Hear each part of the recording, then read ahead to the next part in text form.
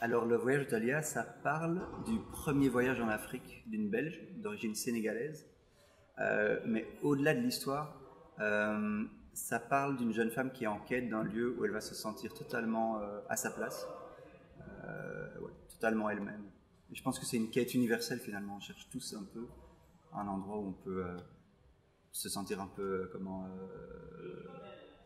ouais, pas soumis au jugement. Ouais.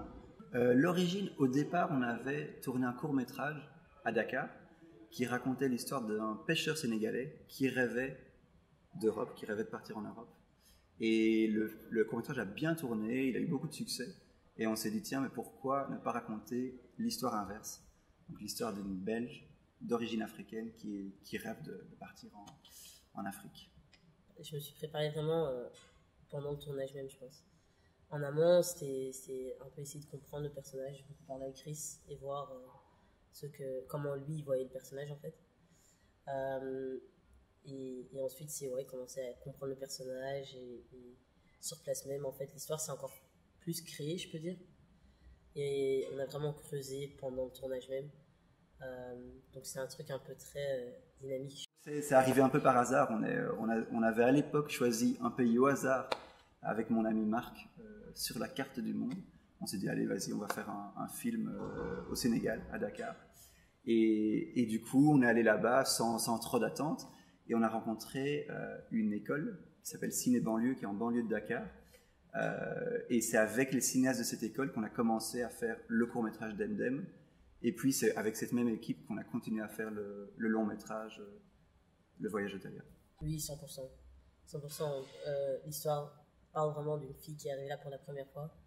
Et oui, pour moi aussi, c'était vraiment la première fois. Donc, ce qui m'a vraiment aidé, c'est au moment où dans le film, elle découvre le pays, que ça soit qu'elle est assise et qu'elle regarde autour d'elle et qu'elle absorbe tous les nouveaux trucs.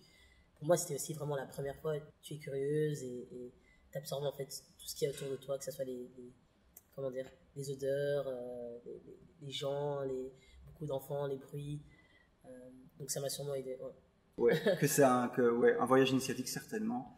Et c'est peut-être ce moment pour Thalia où il y a un peu tout son monde qui s'effondre un peu, tout ce qu'elle avait pensé avoir créé en Belgique qui s'effondre un peu, et alors l'appel d'un ailleurs, et finalement un peu sur un coup de tête peut-être, on ne sait pas très bien.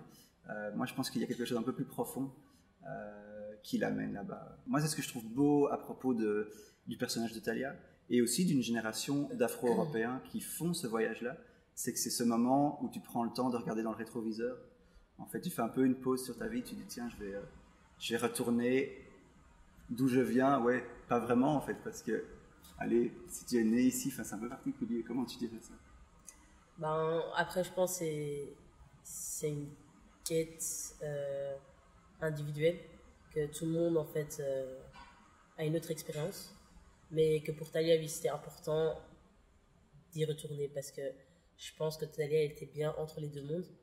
Et oui, c'est une quête que moi je sais, moi Nadège, je trouve que c'est une quête que beaucoup d'Afro-Européens ont. Et en fait, comment expliquer? Comme tu dis, oui, retourner chez soi, quelque part, c'est aussi son chez soi.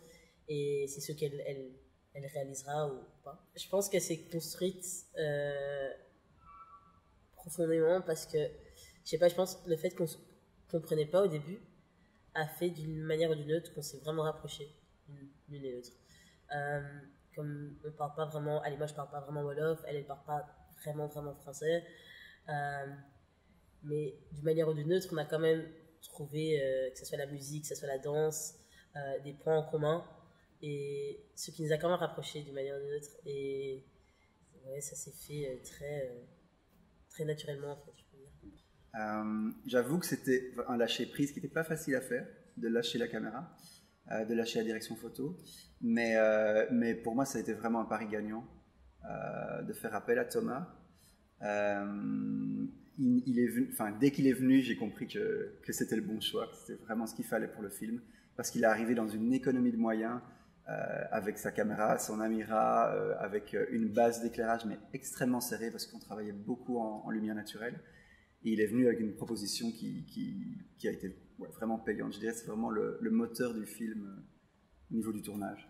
Pour moi, le film n'a pas vraiment une esthétique documentaire parce que les plans sont cadrés, ils sont composés, ils sont assez picturaux pour amener une certaine poésie. On n'est pas dans une esthétique dans le style des Frères Dardenne avec une caméra à l'épaule comme ça qui s'accroche aux comédiens, sauf dans certaines séquences. Maintenant, l'approche documentaire, elle vient plutôt en amont, au moment des repérages.